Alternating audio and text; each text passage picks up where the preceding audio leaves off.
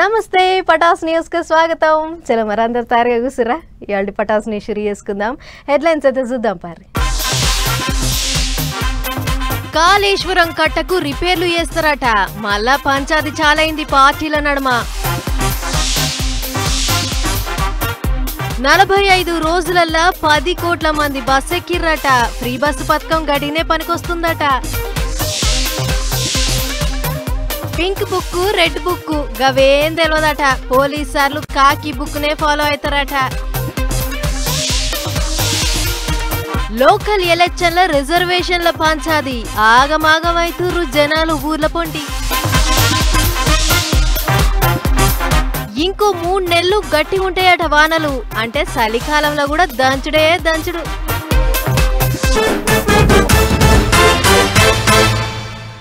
ఎలక్షన్లకు ముందు చాలా అయిందంటే ఇప్పటికీ కూడా కొస్సెలుతలేదు కాళేశ్వరం కట్ట పంచాయతీ. కట్ట కూలింది అని ఒకళ్ళు, కూలలేదు బందోబస్తుగా ఉందని ఒకళ్ళు. ఎంక్వైరీలు కమిషన్లు అబ్బో దాని కథ మస్తు పెద్దగానే ఉన్నది పొర్రి. ఇక ఇప్పుడు కొత్త ముచ్చటేంది అంటే చూడుర్రి. ఆకలి కొన్న సింహానికి ఏనుగు దొరికినట్టు ఈ నడుమ తెలంగాణలో ఏ ఎలక్షన్లు వచ్చినా సరే లీడర్ సాబులకు కాళేశ్వరం కట్ట మంచిగా అక్కెరకు వస్తుంది కదా అనుకుంటారు ఇప్పుడు చాలా మంది. ముచ్చటేంటిదంటే ఎన్నొద్దులు పనికే రాదన్న సర్కారు వాళ్ళు ఇప్పుడు కాళేశ్వరం కట్టకు రిపేర్లు చేయిస్తాం అంటారు. మేడిగడ్డ కాడ పిల్లర్లను, సుందిల్లా అన్నారం కాడ బుంగలు పడ్డ జాగలను రిపేర్లు చేయిస్తాం, సెంటర్ వాళ్ళు ఇచ్చిన రిపోర్టును బట్టి పనులు చేయిస్తాం అంటున్నారు. రీడిజైన్లు తయారు చేయాలని టెండర్లు కూడా పిలిచిర్రాట. ఇక ఇక్కడనే కారు పార్టీ వాళ్ళు కయ్యమంటారు. ఇన్నొద్దులు అయ్యో రామచంద్ర అన్న పట్టించుకోలేదు. ఇక ఇప్పుడు లోకల్ ఎలక్షన్లు ఉన్నాయని చెప్పి రిపేర్లు చేయిస్తామంటారా అని అడగబట్టిండ్రు. అంతేకాదు అన్నారం సుందిళ్లకు ఏం కాలేదని సర్కారు వాళ్ళే ఇదివరకు చెప్పిండ్రు కదా, మరి అసోంటప్పుడు ఏం రిపేర్లు చేయిస్తారు అక్కడ అని బాణాలు వేస్తుండ్రు. అంతేకాదు అప్పట్లో కట్టగట్టిన కంపెనీ వాళ్ళే రిపేర్లు చేస్తామంటే పర్మిషన్ లేంటికి ఇయ్యలేదని కూడా అడుగుతుండ్రు. చారాన కోడికి బారాన మసాలా అన్నట్టు చిన్న చిన్న రిపేర్లను పెద్దగా చూపిస్తాను అన్నట్టు మాట్లాడుతుండ్రు కారు పార్టీ వాళ్ళు. ఇంకో దిక్కు చెయ్యకపోతేనేమో చెయ్యలేదండ్రి, ఇప్పుడు చేస్తాం అంటుంటే గిట్లనబట్రి గిదేం రీతి అని అడుగుతాండ్రు చెయ్యి పార్టీ వాళ్ళు. ఏం చేసినా సెంటర్ వాళ్ళు ఇచ్చిన రిపోర్టు ప్రకారమే చేస్తాం, పనులు చేయిస్తాం అంటుండ్రు. అందులో రాజకీయం లేదు రాగం లేదు అంటుండ్రు సర్కారు వాళ్ళు. గిట్లా 2 దిక్కులకు పంచాది గట్టిగా అవుతుంది. చూస్తుంటే లోకల్ ఎలక్షన్లలో కూడా కాళేశ్వరం కట్ట పేరు గట్టిగానే వినిపించేటట్టుంది కదా అనుకుంటారా అందరూ.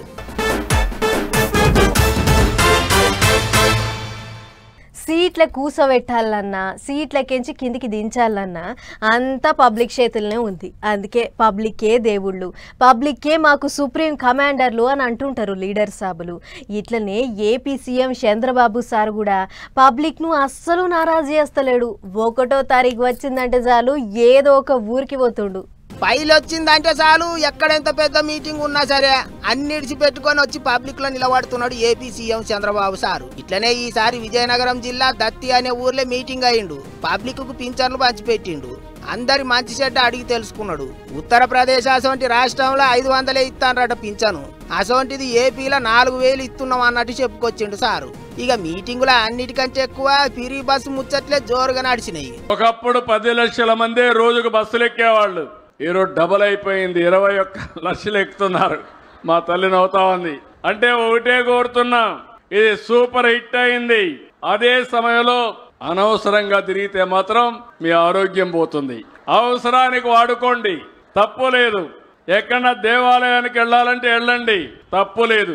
2 పనులు అవుతాయి కాదన్నట్టు అక్కచెల్లెన్లంతా పిరి బస్సు పథకం వాడుకోవాలి, కాకపోతే అవసరానికే వాడుకొని రాన్నట్టు చెప్పుకొచ్చిండు సారు. ఇది ఒక్కటే కాదు, ఎవరన్నా చీడగచ్చోళ్ళు ఆడబిడ్డల జోలికి పోతే మాత్రం ఊకునేది లేదని గట్టిగానే వార్నింగ్లు ఇచ్చిండు ముఖ్యమంత్రి.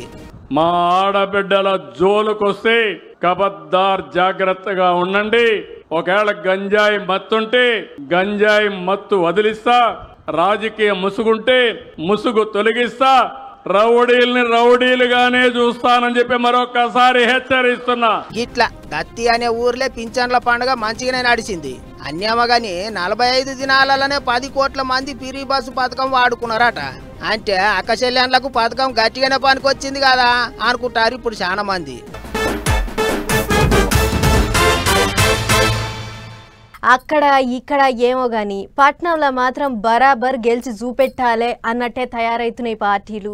ఓ దిక్కు అధికారంలో ఉన్న షే పార్టీ వాళ్ళు, ఇంకో దిక్కేమో పట్నం అంతా మాదే అంటున్న కార్ పార్టీ వాళ్ళు, అటు తగ్గేదేలే అంటున్న కాషాయ పార్టీ వాళ్ళు. అందరికందరూ జూబ్లీ హిల్స్ గడ్డ మీద జెండా పాతేంగే అని అంటుర్రు.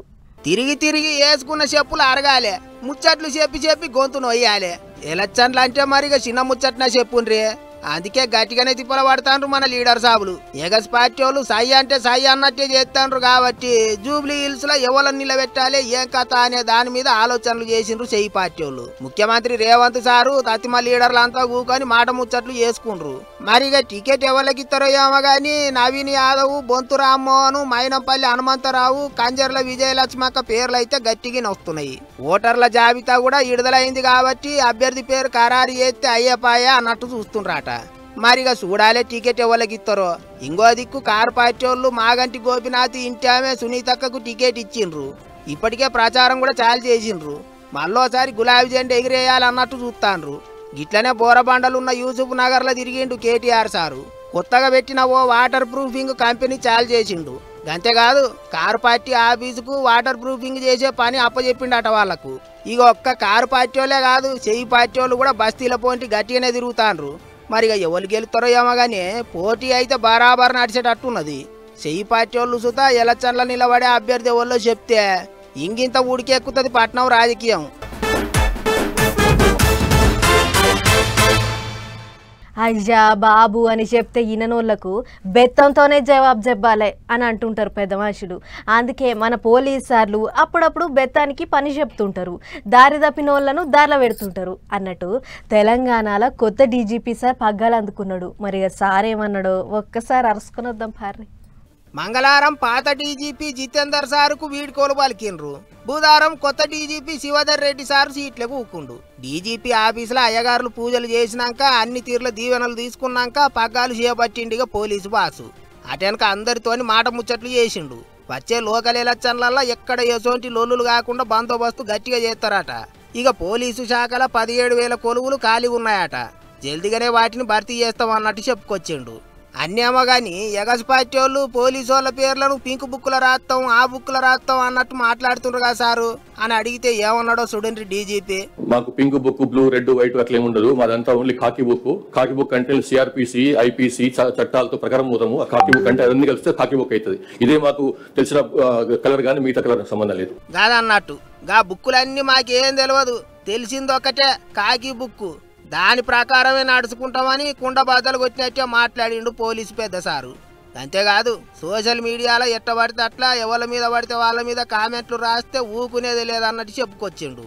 సారు ముచ్చట్లు చూస్తుంటేనైతే చట్టాన్ని మీరేటోళ్లకు సుక్కలు కనిపించేటట్టే ఉన్నాయి కదా అనుకుంటారు పబ్లిక్.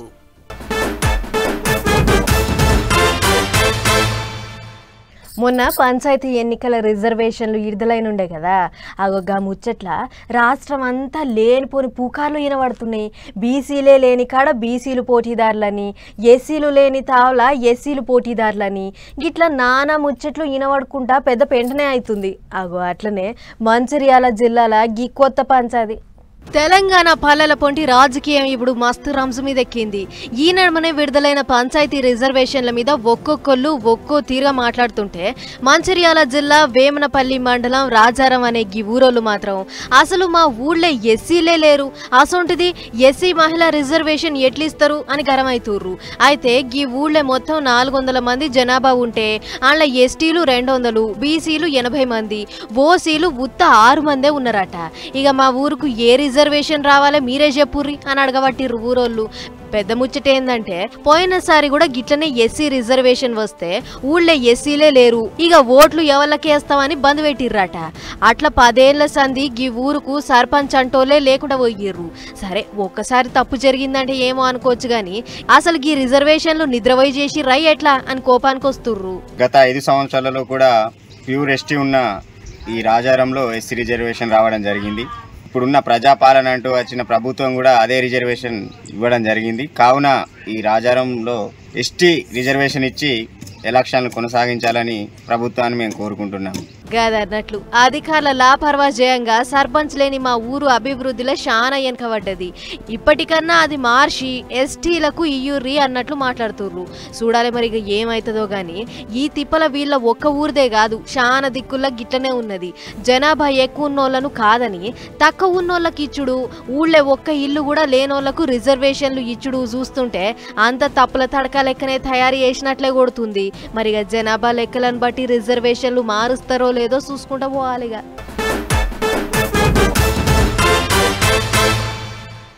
ఎవళ్ళన్నా తమ పదవీ కాలం పురాగా ఓడిచిపోతే రిటైర్మెంట్ తీసుకుంటారు. ఒకళ్ళ ఆ కుర్చీలకు కొత్తగా వచ్చేటోళ్ళు దబ్బిన రాకుంటే ఆ దిగిపోయిన వాళ్ళే ఇంకా కొన్నొద్దుల మందం ఏలువడి వేస్తారు. అగో అట్లనే ఉన్నది గీ వానల ముచ్చట కూడా. లెక్కకైతే ఈ మంగళవారం నాటికే వానాకాలం ఓడిచిపోయింది కానీ ఇంకా కూడా వానాకాలం లెక్కనే ఉంటుందట. క్యాలెండర్ లెక్క ప్రకారం ఈ వానాకాలం అయితే వెళ్ళిపోయింది కానీ ఈ అక్టోబర్ నెలతో పాటు వచ్చే నవంబర్ ఇంకా డిసెంబర్ నెలలలో కూడా వానలు దంచుతాయి అంటుర్రు మొగులధికారులు. ఎట్లా అంటే ఏనుగెళ్ళింది తోక జిక్కింది అన్నట్లు. వానాకాలం ముమ్మిరి పోయినా కూడా బంగాళాఖాతంలో సముద్రం గిర్రున తిరిగిందట. దీంతోని అల్పపీడనం ఏర్పడి ఆ మోక ఏపీ మీద గట్టిగా చూపించేటట్లు కొడుతుంది అని అంటుర్రు అమరావతి మొగులధికారులు.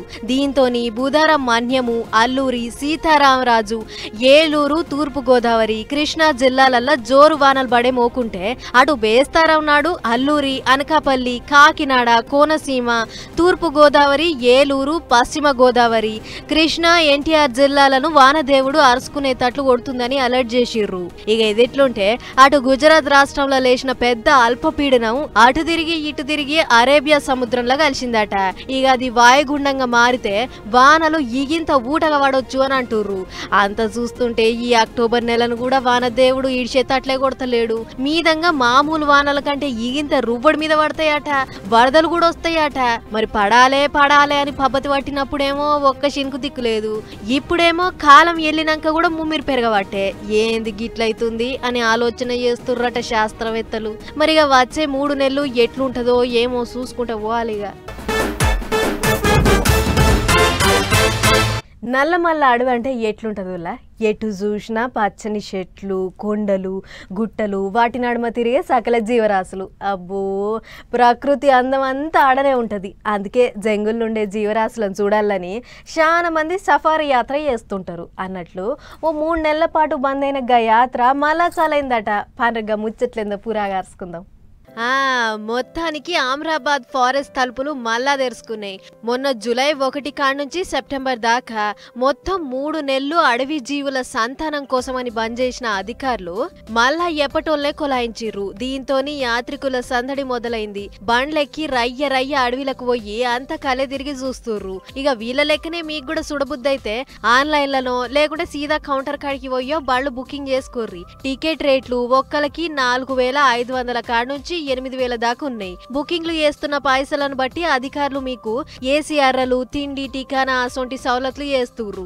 అన్నట్లు గిట్ల బుకింగ్ చేసుకున్న వాళ్ళంతా మొదటి రోజు మన్ననూరు వనమాలికకు చేరుకోవాలి. ఇక ఆడికెంచి ఈ సపరేట్ బండ్లలో అడవిలకు తోలుకపోయి లోపలున్న జీవరాశులను, అడవికి సంబంధించిన చరిత్రను మొత్తం తిప్పి చూపిస్తారు. దేని చరిత్ర ఏందనేది వాళ్ళే వివరిస్తారు. పోత పులులు, దుప్పులు, జింకలు, నెమళ్ళు, అడవి పందులు, రేసు కుక్కలు, అబ్బో శీతం జంతువులు చూడొచ్చు. యాత్ర పొద్దుగాల 9 గంటలకు చాలయ్యి పొద్దుకు 5 గంటలకు బంద్ అవుతుంది. ఇక బండ్లే 7 మందికి మించి ఎక్కే ఛాన్స్ లేదు. మొత్తానికి ఒక్కసారి పోతే చెట్లు పుట్టల గురించే కాదు, జంతువులు వాటి జీవితం ఎట్లుంటది, ఏం కథ అనేదంతా తెలుసుకునే మోకుంది. కాబట్టి పోయేటోళ్ళు ఎవరన్నా ఉంటే తయారుగాన్రి. శ్రీశైలం పోయే తొవ్వలున్న ఫరాహాబాద్ చౌరస్తా కాడ నుంచి బండ్లున్నాయని అంటుర్రు అడవి అధికారులు. ఇగిన్ని చిట్కు పుట్టుకు ముచ్చట్లున్నాయి. ఫటాఫట్ ధనాదం చూద్దాం పర్రి. పండుగ పూట జనాల పంట వండింది. రామంతపూర్ దిక్కు ఇగో గీ డీసీఎం బండి నిండా మందు సీసాల్ని మెలుక్కొని పోతుంది. అయితే రోడ్ నెంబర్ 8 దిక్కు పోగానే ఆయన కరెంట్ తీగలు తగిలినాయి. ఇగేముంది, షార్ట్ సర్క్యూట్ అయ్యి మంటలు అంటుకుంటే పొగలు. దీంతోని డ్రైవర్ అన్న జట్న కిందికి దుంకిండు. ఇంతలో ఇదే సంద్రాబాయ్ అన్నట్లు తొవ్వెంట పోతున్న జనాలు దొరికిన కాడికి మలిచిర్రు. పండుగ పూట మందు ఖర్చు తప్పిందిరా అని దిల్కుష్ అయ్యిర్రు. అయితే మొన్న కరెంట్ షాట్ కొట్టి 6 ప్రాణాలు పోయింది కూడా ఇదే ఏరియాల. ఆయన కూడా సోయలే లేకుంటున్నారు ఈ కరెంటోళ్ళు అని తిట్టుకుంటా పోయిర్రట చూసినోళ్ళంతా. ఇంటి దొంగను ఈశ్వరుడు కూడా పట్టలేడు అంటే గిదే కావచ్చు.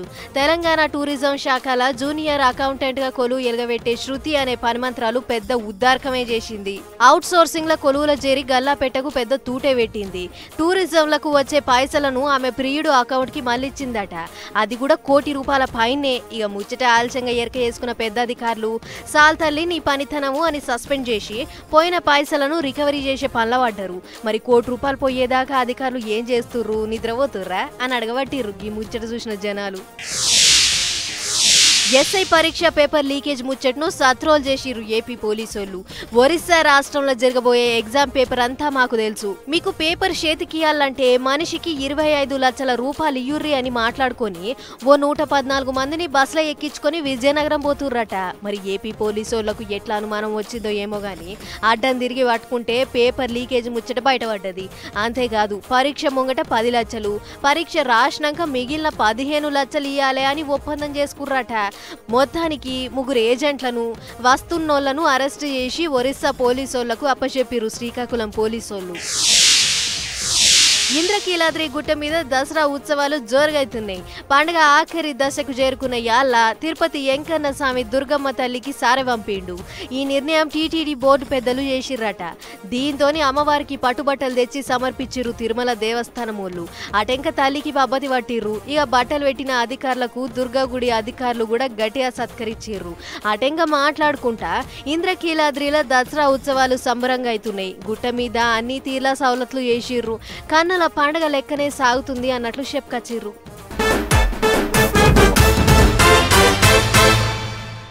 చలో మరి ఎవరిమాట ఇవాళ పటాస్ న్యూస్ ముచ్చట్లు ఇంకో ఎపిసోడ్లో మళ్ళీ కలుసుకుందాం. నమస్తే.